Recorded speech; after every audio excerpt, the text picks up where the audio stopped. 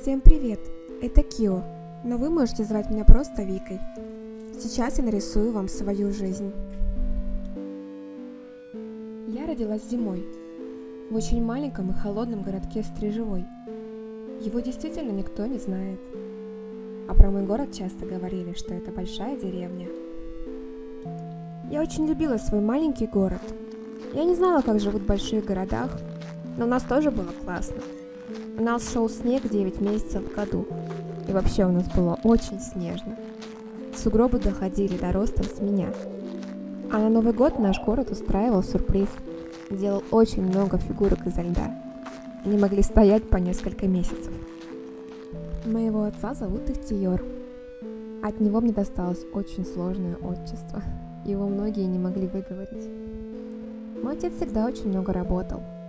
Моя мама иногда говорила, что он мог бы сделать для меня больше, но, если честно, никогда не думала об этом.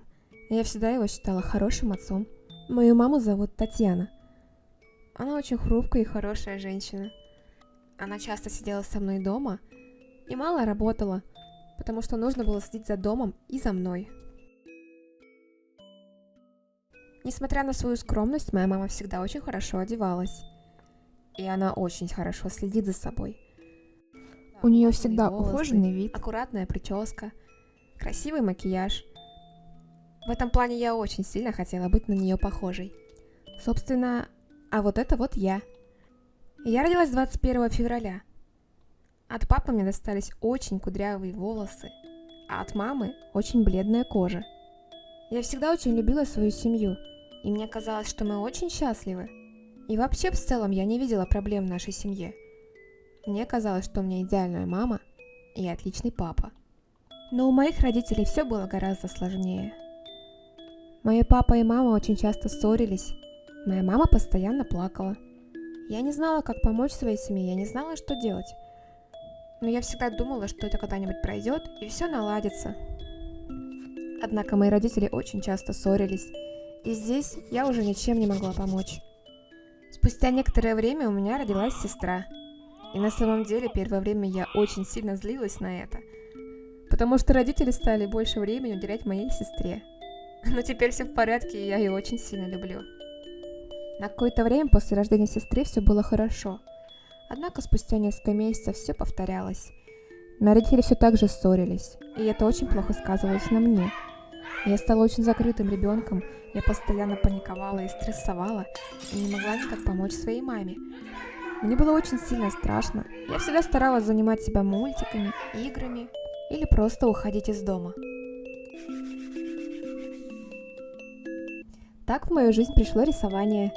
Я подумала, что бумага и карандаши – это отличный способ, чтобы забыться. Я стала проводить очень много времени за рисованием. Я рисовала все подряд. И хорошие картинки, и сюжеты про себя, где я была счастлива. Рисовала и плохие картинки, и грустные. Но в любом случае рисование очень сильно спасало меня от того, что происходило у меня дома. Несмотря на то, что моя мама уделяла мне очень много времени, я все равно чувствовала себя одинокой.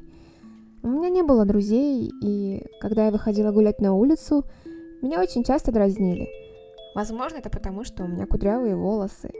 Я не знаю, правда. Мнение других ребят обо мне очень сильно засело мне в голову. Это породило низкую самооценку. Однако я не очень сильно переживала по этому поводу. Возможно, потому что я знала, что меня дома ждет рисование, игры, еда. И, если честно, это очень сильно помогало. Я всегда хотела возвращаться домой. Моя мама часто видела, как мне бывает плохо. Она всегда меня очень сильно поддерживала, поэтому мне очень нравилось находиться дома рядом с мамой. Мой папа очень много работал, и часто его не было дома.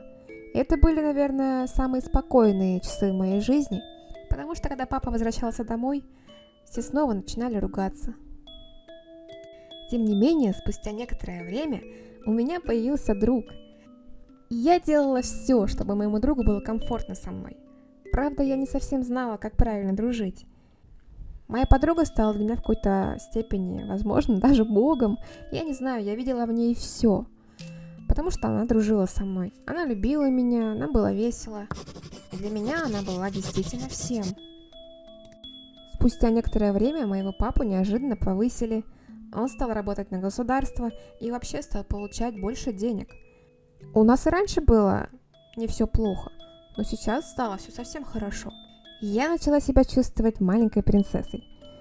Мой папа дарил мне очень много подарков и маме, и вообще в целом очень сильно меня баловал. Я ни в чем себе не отказывала, и сейчас мне казалось, что дела наладятся. Я всегда очень сильно любила играть в игры, и папа купил мне хороший компьютер. А еще мне разрешили завести кошку. Я так люблю кошек. Я была очень счастлива. Имея деньги, я начала очень много дарить подарков своей подруге. Я не знала, как правильно дружить, и я думала, что если я буду дарить много подарков, она точно от меня никогда не уйдет. Также я извинялась просто абсолютно за все. Если я была в чем-то не права, я сразу дарила подарки, я начала извиняться. Я просто не хотела ее потерять. Это был действительно страх. Тем не менее, я начала взрослеть. Мои одноклассники никогда мной не интересовались. И вообще сейчас моя самооценка была просто в самой наихудшей форме. Я считала себя отвратительно страшной, мне не нравились мои черные волосы, мне не нравилось, что они кудрявые, мне не нравилась моя кожа, мне ничего в себе не нравилось. Так как у меня были реально очень большие проблемы с самооценкой, и я стала очень много играть в игры. Я играла беспрерывно года 2, и за это время очень сильно поправилась. Я стала полной, и, естественно, это не прибавило ничего хорошего. В общем, да, все было плохо. Но спустя некоторое время я снова похудела. Я стала выпрямлять волосы, я начала краситься. В общем, повзрослела. Однако ситуация в доме ухудшалась, и крики и ссоры продолжались. Я решила, что я уеду из города и буду учиться в Санкт-Петербурге, потому что в нашем городе учиться было негде. Так я решила, что я уеду из дома, и, возможно, тогда я не буду постоянно слышать эти крики, и, возможно, даже смогу уменьшить свой стресс. В общем, я уехала. Я планировала поступать на аниматора, и это было, наверное, моей целью, моей мечтой. Но когда я приехала в Питер и сдала экзамены, я узнала, что я их завалила. Да, я завалила тест, я не смогла пройти на бесплатное обучение, и мой отец сказал, что он будет меня обучать, и он заплатит за мое обучение. Так я начала учиться в вузе, казалось бы, все было хорошо, все начало налаживаться. Мне очень нравилась моя студенческая жизнь, и в целом я узнавала очень много нового, у меня все довольно быстро получалось, в общем, все хорошо. Мне очень хорошо жилось в Питере, я снимала квартиру с подругой. Я даже покрасила себе волосы фиолетово-розовый. Все было прекрасно. Однако вскоре мой отец сообщает мне, что он лишился работы. Родители сказали, что не смогут меня обеспечивать. И мне было поставлено условие: либо я могу возвращаться в Стрежевой, либо я буду сама себя обеспечивать в Питере. Мне очень не хотелось возвращаться в эту обстановку, тем более, когда теперь ситуация стала еще хуже. И я решила, что я останусь в Питере. Я не знала, как я буду зарабатывать, что я буду делать. Но у меня всегда было довольно-таки позитивное мышление, и внутренне я почему-то знала, что, возможно, я справлюсь. Конечно, я чувствовала себя очень разбито, я чувствовала себя очень одиноко, потому что это была теперь моя проблема. Я понимала, что я не смогу учиться в вузе, я понимала, что нужно что-то делать, при этом, что делать я еще ничего не умею. Мне было очень страшно, и, наверное, именно в этот период моей жизни у меня была очень сильная депрессия. Но в то же время я внутренне очень сильно боролась со своим страхом, и я подумала, что у меня все получится, в принципе, жизнь на этом не кончается, все отлично. Рисование, конечно, тоже приходило мне на помощь в этом случае, но тут уже нужно было действовать, и рисование не решало моих проблем. Я снова перекрасила свои волосы в черный и устроилась на работу. Я пошла работать официанткой в турецкое кафе. Было очень тяжело, но мне нравилось. Мне нравилось зарабатывать деньги и нравилось оплачивать квартиру на эти деньги. Что-то даже я могла отправлять маме. В общем, я чувствовала, что все налаживается. Однако у меня были очень большие переработки, нас работало мало. Из-за того, что я очень часто уставала, у меня много начало не получаться. Я разбивала посуду, я была рассеянной, на меня кричало начальство. И постепенно я начала понимать, что я так больше не могу. И что я не могу работать в этой сфере. У меня было ощущение, что все снова плохо. И тут я вспомнила о своем умении рисовать. Я начала создавать свой собственный комикс, придумала историю. Это очень сильно помогало мне, пока я дорабатывала смены в кафе. И это было действительно большим спасением. Я приходила домой и погружалась в свой собственный мир. Это было реально здорово. Так я поняла, что я больше всего на свете люблю рисовать, и что это действительно меня спасает.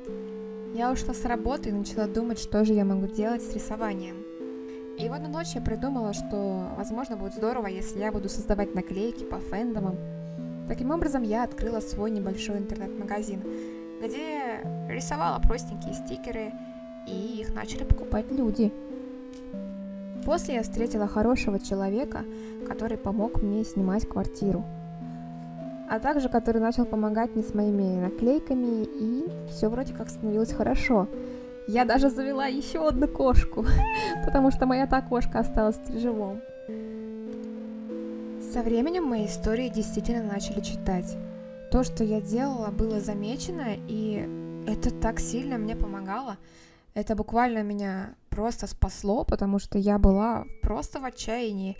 И благодаря своим историям я поняла, что рисование — это не просто хобби для меня, это целая жизнь. Поэтому я действительно благодарна всем читателям, которые просто меня замечали.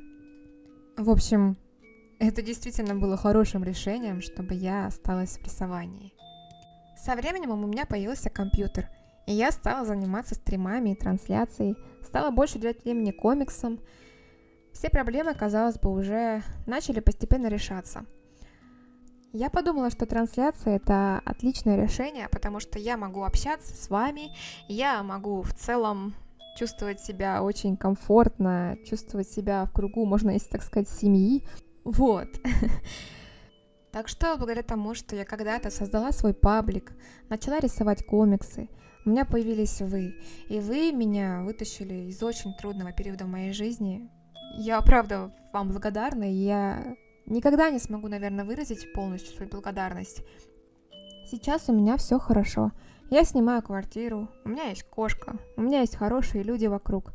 Я очень редко вижу маму. Последний раз я видела, наверное, ее 2 года назад. Отца я не видела уже лет 5, потому что он ушел из нашей семьи, и в целом с мамой они не помирились.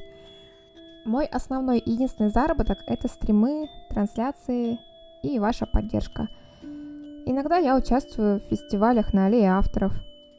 Если кто не был, обязательно сходите, это очень круто.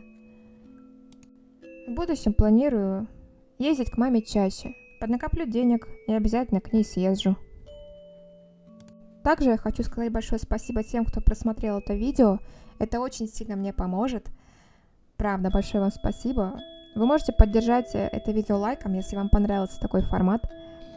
Я была рада поделиться с вами историей, хоть и не полной, довольно-таки короткой и, возможно, таки непонятной, но зато я рассказала от чистого сердца. Я очень сильно вас люблю. Спасибо, что поддержали меня, что поддерживаете. Правда, без вас, я не знаю, было бы очень сложно. Любите своих родных, обнимите свою маму и встретимся с вами в следующем видео. Пока-пока.